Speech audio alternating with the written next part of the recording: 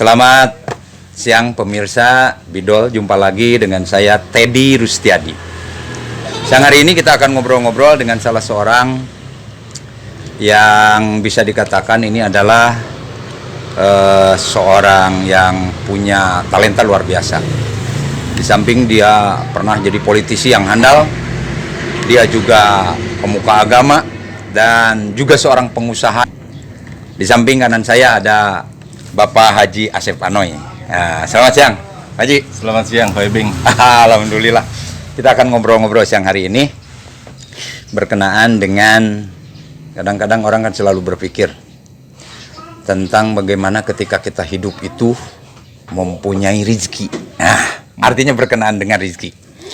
Nah, menurut Kang Asep tentang rizki ini, kategorinya seperti apa sebenarnya? Atau makna dari rizki? Baik, permisa yang saya hormati dan Kang Ibing juga yang saya cintai. Tadi harus dianulir di awal bahwa ketika bicara saya seorang ulama ya, itu ulama saya tidak merasa bahwa saya sendiri sebagai ulama. Memang harus tidak merasa. Orang pintar itu pasti tidak akan merasa. Saya adalah orang biasa yang memang mungkin banyak mengatakan orang ulama karena satu pemahaman mereka dan penglihatan mereka karena saya punya jenggot aja. Tapi sebetulnya saya sendiri tidak merasa sebagai ulama. Saya adalah orang biasa yang tidak mempunyai keilmuan yang boleh dikatakan cukup ataupun lebih. Hanya bicara tentang rizki, barusan apa yang Kang Ibing bilang atau tanyakan, rizki itu menurut saya adalah sebuah pemberian ataupun sebuah keuntungan yang Allah berikan kepada kita sebagai umatnya dari proses kebaikan yang kita lakukan kepada Sang Pencipta. Makanya rizki yang dikatakan. Ada juga yang dikatakan keuntungan mutlak dari bahasa, yaitu adalah keuntungan yang diberikan oleh seseorang. Tapi itu juga bisa bermakna rizki kepada kita. Jadi apapun itu keuntungan yang didapat oleh kita, baik itu keuntungan yang sifatnya materi ataupun sehat ataupun apakah itu adalah rizki. Begitu menurut prediksi saya. Baik, artinya rizki secara secara lugot atau secara makna umum? Ya, secara istilahan aja. Tapi ada yang mengatakan bahwa rizki itu Allah sudah mengatur kan. Nah, usaha ataupun tidak usaha, apakah memang akan keluar ketika kita mengetahui bahwa Allah sudah mengatur rezeki yang akan keluar untuk kita. Nah, kira-kira kalau kita tidak usaha, akankah keluar itu rezeki? Ya, definisi rezeki yang Allah berikan sama kita memang sudah disampaikan di dalam satu buah ayat yang Allah sampaikan, bahwa sesungguhnya Allah tidak akan merubah sebuah kaum kalau bukan kaumnya itu sendiri. Artinya, sejauh mana usaha manusia itu untuk bisa mendapatkan rezeki, Allah tergantung daripada orang itu sendiri. Kita hanya tidak tahu bahwa konsep rezeki itu, apakah rezeki seseorang itu banyak atau sedikit. Nah, ini yang menjadi persoalan. Tapi yang jelas bahwa setiap manusia 500.000 tahun.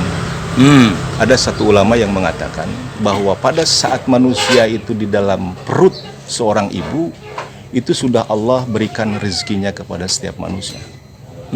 Dan berapa nilai rezeki itu semua manusia tidak ada yang tahu. Makanya Kang Ibing, yang paling utama dalam proses mencari rezeki itu bukan hasil, tapi usaha atas mendapatkan rezeki tersebut. Itu yang Allah berikan pahala. Karena kita tidak tahu rezeki kita ini apakah besar atau kecil, tapi kita diwajibkan untuk usaha untuk mendapatkan rezeki. Nah, proses mendapatkan rezeki, karena kita tidak tahu berapa nilainya atau berapa jumlah yang rezeki kita akan terima, maka sabda Nabi katakan dalam sebuah hadis, ibhas dunyataka ka'annaka ta'is wa abada wa i'mal akhirataka ka'annaka tamutu gadan. Jadi carilah rezekimu atau carilah duniamu sebanyak mungkin seolah-olah kau akan hidup selamanya, dan kerjakanlah akhiratmu seolah-olah kamu itu akan mati hari esok. Jadi prosesi hadis tersebut ini bukan berarti menandakan sebuah balancing atau keseimbangan.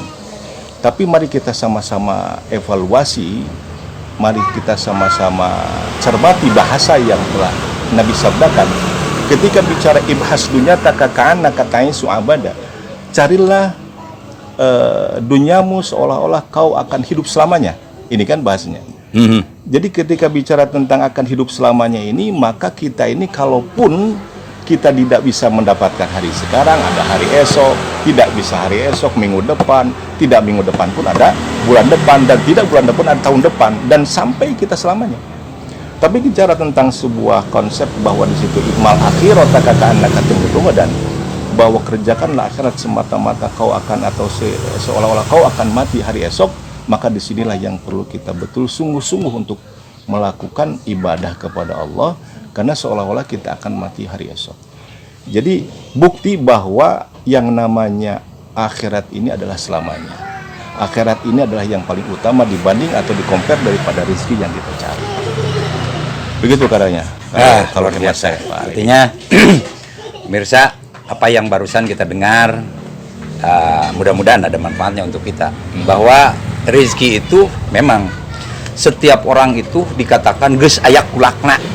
Kalau orang Sunda kan bilang, masih bebeakan ge anger, geus aya takaranana. Yang jadi pertanyaan, tahu tidak takaran kita berapa? Nah itu tadi yang saya sampaikan. Karena kita tidak tahu takaran kita masing-masing berapa rezeki akan kita terima. Makanya kita ini berusaha semaksimal mungkin untuk mendapatkan rezeki. Lantas, apakah kalau tidak kita bekerja, kita akan tetap mendapatkan rezeki? Kita yakin, kita pasti Allah akan berikan tetap rezeki. Hanya seberapa banyak rezeki kita, tentunya kita tetap harus menggali potensi itu, memohon dengan kuat, dan kita bekerja dengan keras. Baru kan nanti korelasinya ada hubungan dengan volume atau isi daripada rezeki yang Allah berikan kepada kita. Kerja keras dalam hal ini bukan berarti suku dijadikan hulu, hulu dijadikan suku, atau berang dijadikan peting, atau peting dijadikan berang. Tapi yang normatif saja, selama memang kita mempunyai waktu di antara 1 kali 24 jam, ya kita lakukan kapan kita berusaha, dan kapan kita usaha dunia, dan kapan kita untuk untuk ibadah. Kan normatif lah. Tapi yang jelas kita sudah pada tahu, dan kita sudah menyadari bahwa ketika orang dihadapkan dengan sebuah kehidupan, mayoritas bahkan hampir semua, ya saya juga merasakan hal itu, kebanyakan orang menghabiskan waktunya dibanding untuk akhirat, untuk kita dunia. Akan lebih banyak untuk dunia. Nah ini yang harus kita selesaikan. Kita harus terjemahkan dari hadis Nabi SAW bahwa ketika bicara tentang ta'isu abada dengan tamu togodan, itu sangat menandakan bahwa akhirat ini potensi atau volumenya lebih banyak, lebih dominan gitu ya, untuk kita bekerja ataupun mencari akhirat itu lebih dominan dibanding dunia.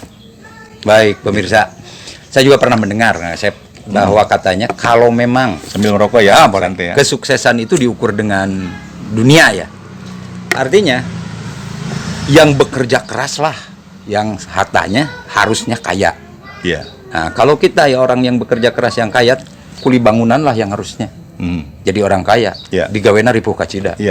Atau yang kerjanya terus menerus yang malam. Ya, minimal tukang kopi di pinggir pantai yang harus bengar. Kalau memang 24 jam, karena mereka bekerjanya 24 jam.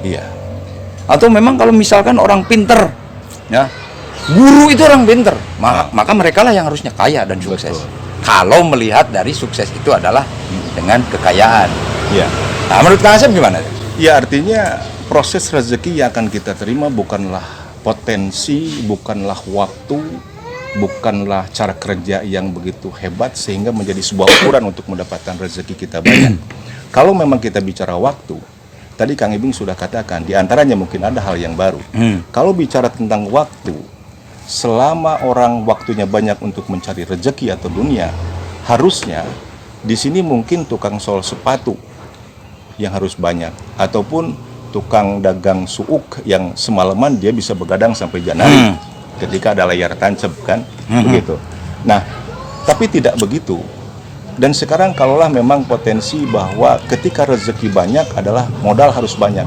Tidak sedikit Kang Ibing orang yang bermodalkan besar dengan waktu yang panjang, dia bisa lebih mumpuni atau lebih mendapatkan rezeki lebih banyak dibanding orang yang sebentar waktunya dan sedikit modalnya.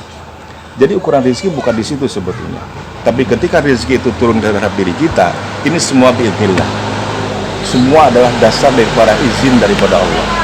Jadi ketika sekarang kita mengatakan bahwa rezeki kita ini kita cari sebanyak mungkin dengan durasi waktu sehari semalam, pasti kita akan mendapatkan banyak. Tidak juga. Itu tadi dikembalikan kepada dasar pokok bahwa sesungguhnya rezeki manusia ini sudah di-plotting oleh Allah berapa banyaknya sesuai dengan potensi dan sesuai dengan fitrahnya masing-masing. Ketika bicara tentang sekarang orang yang kerja tidak seberapa pun, ketika memang volume rezekinya ataupun isi rezekinya banyak, maka dengan mudah kita tidak sedikit banyak orang yang usahanya tidak seberapa, waktunya pun dihabiskan pun tidak seberapa, tapi rezekinya dia ngalir banyak gitu. Bahkan baru beberapa hari dia bekerja atau bulan dia bekerja, tapi tiba-tiba cepat kayanya. Tapi ada juga anu geus cangkel beuheung gitu ya. Orang yang sudah beberapa tahun dia bekerja, nepi ka hulu dijadikan suku-suku dijadikan hulu gitu. Iya kan?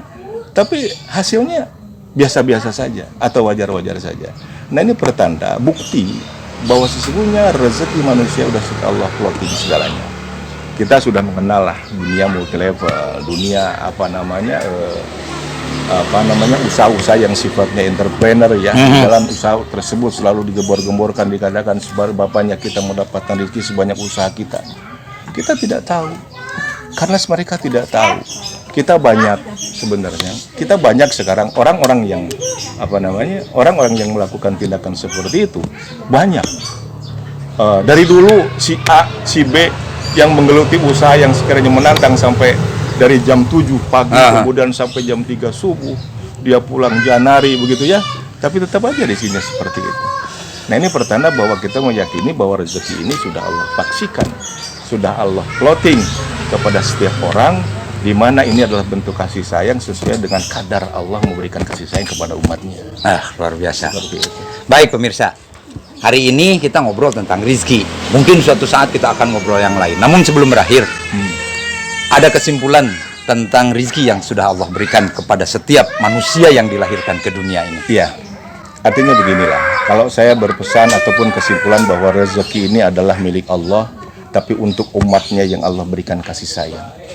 Rezeki di hazanah Allah masih banyak. Rezeki di hazanah Allah masih segudang, bahkan lebih daripada jutaan gudang yang memang harus kita gali. Ketika bicara manusia untuk mendapatkan rezeki, tentunya kita tidak boleh sombong.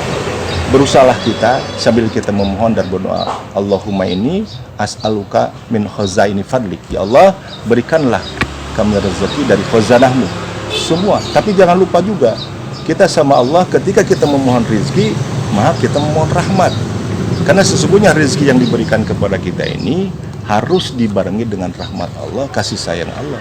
Tanpa seperti itu, saya pikir kita termasuk orang sombong dan orang bodoh. Manakala kita berusaha sehabis-habisan, semaksimal mungkin, tapi tanpa kita berdoa.